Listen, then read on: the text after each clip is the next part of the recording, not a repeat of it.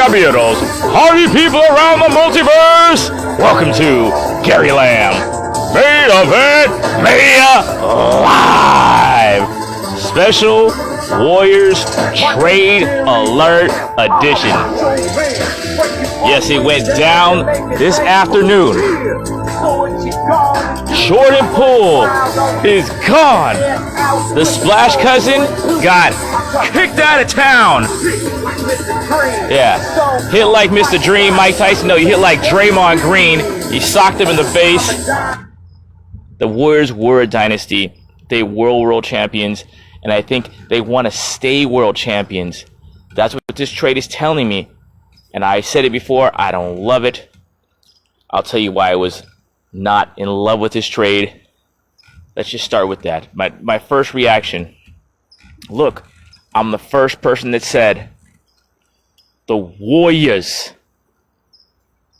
they need to forget this young timeline, old timeline.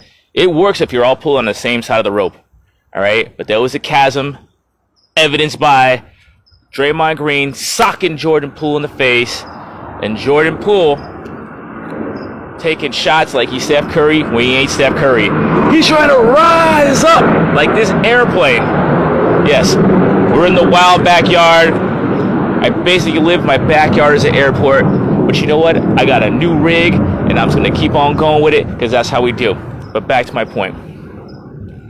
I was the first one to say, if you got to, get rid of Jordan Poole to get, a super team, if you got to trade him and Kuminga for even LeBron James, someone who wants to be here, someone who is going to say, I'm going all out, I'm going to do all I can to win, not just like Jordan Poole, you're trying to date a rap chick, you're not even getting none, spending $100,000 being a big clown, all right?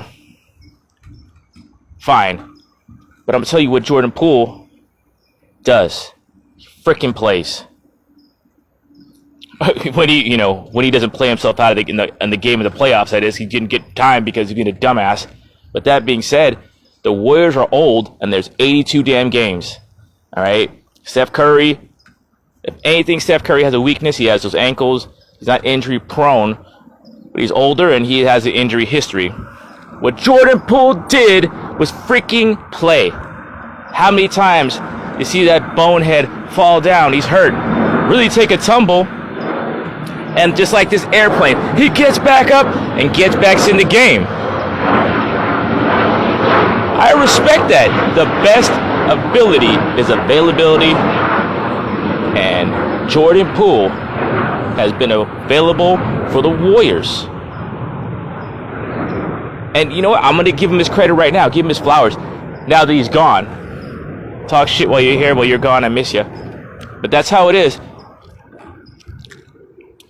He was a huge part of the 2022 NBA championship for the Golden State Warriors. Don't forget, the Warriors started that playoff run.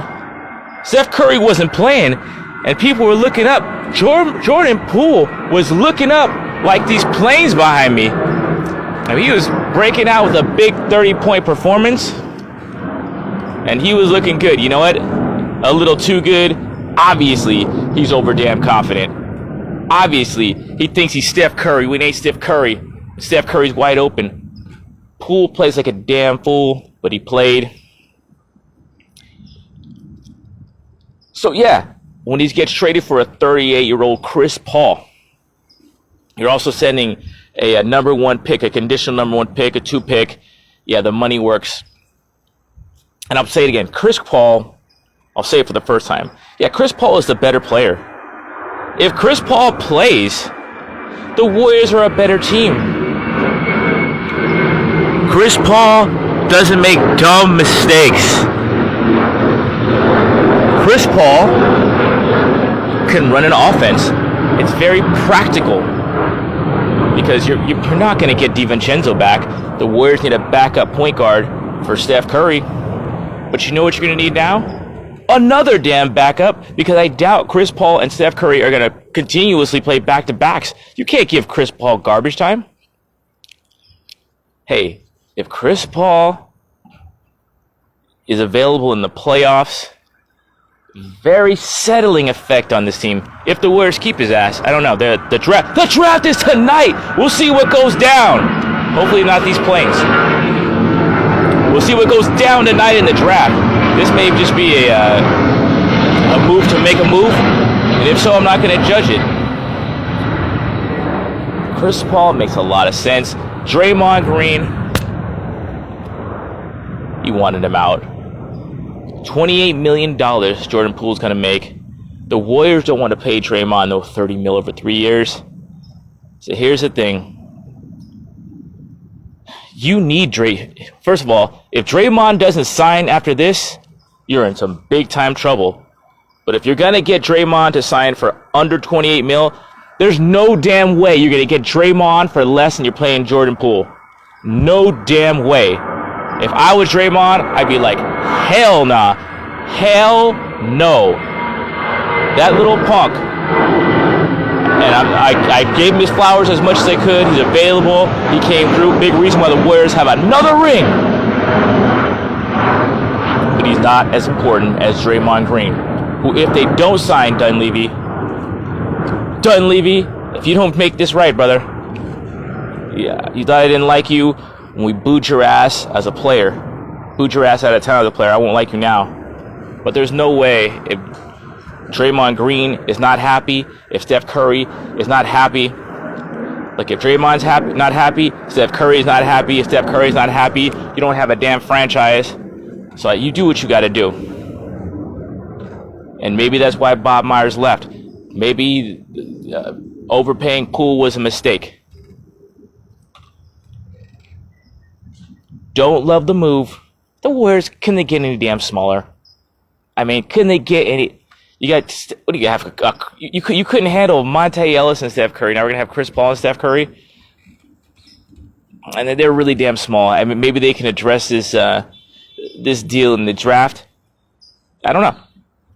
I mean, whoever you're gonna get, is a 19-year-old? What the hell are they gonna do? What are you gonna do? What do you do at 19? The Warriors need size. I'm not even gonna speak on who they're gonna draft right now, because if I'm from the old guy's perspective, right, from the G's, from Curry and from Draymond, and if I'm Curry, I want my boys back. I want Steph and Clay back. All right. And this draft pick, they've already had the experience of, hey, we're gonna go with Wiseman. We're gonna get Poole. Like I said, Poole's been good. We got Kuminga. The problem is, you ain't got time to wait. So I'm thinking this draft pick, and I think Dunleavy's a yes man. I think Myers, more and more, it's like everyone thought. Dunleavy is a yes man.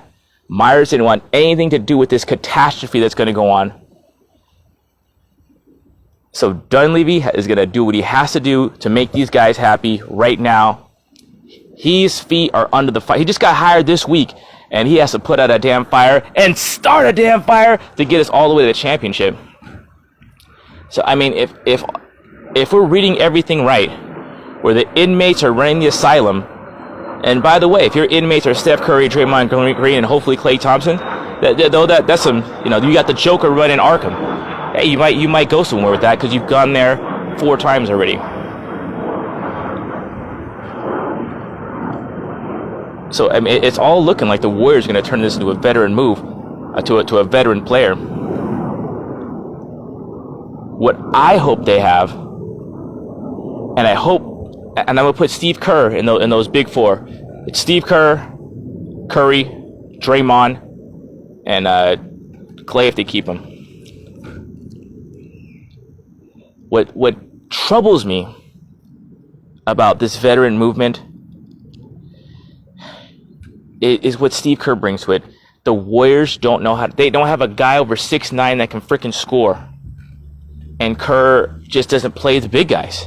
Aside from Looney, this brother, how much more can you suck out of Kevon Looney? All right, they need another guy. They need a guy over 6'9" or bigger they can rely on for a basket, because they are too damn small. They play too damn small. Myers made the comment before he was out the door, before the trading deadline, hey, I would get a big guy if they would play him. I mean, there was a rift in this system. But I got to say it again. When the Warriors became champions, the biggest move they made, they already had Steph Curry. They got Andrew Bogut, who was fantastic. Draymond Green became a big part of the team. And when Bogut left, we had tough guys. They had Zaza. Hey, you know what? Don't sleep on him. People talk mess, but no one messed with him. And we literally had David West. David West was probably the toughest dude in the NBA at the time. The Warriors ain't got none of that. I know Draymond Green is a dog, but the Warriors lack total toughness and size. And it's going to be up to Dunleavy to get that happening on this team. I mean, the Warriors just came off a title. How much more can you expect from Curry? And Wiggins was phenomenal. But, you know, look who won.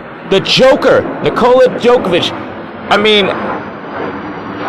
the game is big again. All right? We need some kind of size to match that. We need tough guys with 6 fouls at least and athleticism. We got none of that. I mean, cool. Yeah, Dunleavy, I'm talking to you. Look it. I'm sure you made Draymond real happy, which makes Steph Curry happy. Made Steve Kerr's job a lot easier. But somewhere, you gotta have the cojones to make a controversial move. You gotta give and take. All right? You gotta give and take. You gave a little, and you gave up Poole. But if you gotta make a move, if you gotta get LeBron James, who'll probably play power forward in this damn team, or center, whatever, small forward, we'll do what we gotta do. If you gotta get a big guy, if you gotta put together a team that can actually win, a team that has actual size, playable big men, someone who can put it in the bucket and defend the damn basket.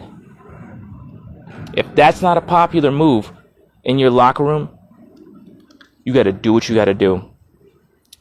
Dunleavy, you said in your press conference, you're not just collecting talent. You're trying to create a team. Okay, you let some big-time talent get away. And you brought in, I'll say a team player, a guy who has team game. He could back up Steph Curry. He also has a problem with teammates too. But he's that kind of problem I want. When I'm talking about Chris Paul, he's the kind of problem he wants guys to work hard. I think he's going to fit right in. But you're missing part of the puzzle, and it's a big part. It's a big man, big men. We need to get Looney some help. We need some even like a Mo Buckets kind of player. I don't know if that guy's available in the draft. To be honest with you, I'm not going to count on a 19-year-old to come in the NBA and be game ready, body game. This is just, it's highly unlikely. So I'm looking for a possible trade here. I'm looking for Dunleavy. This is it. It's Dunleavy has to cook right now. And I hope brother, because you don't got all the ingredients for a championship team. If you're in win now mode right at this point, you don't got the ingredients for Chef Curry to cook. And that's all I got to say about that. Don't love the deal. Not going to judge it until I see what he does tonight, Dunleavy and the Warriors, and what they do, what other moves they got to make. But look for more moves, because if not, the dynasty is going to crumble down. All right, couple more things. Abbreviated show. San Francisco Giants 10-game winning streak is over. Wood got rocked. You can't win them all. The Giants, 3.5 back of the Diamondbacks. Who they're playing next? They can make up some ground. They're at home. We're going to see if this was just a streak or the Giants are a contender and a team to beat. Same issues. Wood got rocked. he's just not the guy.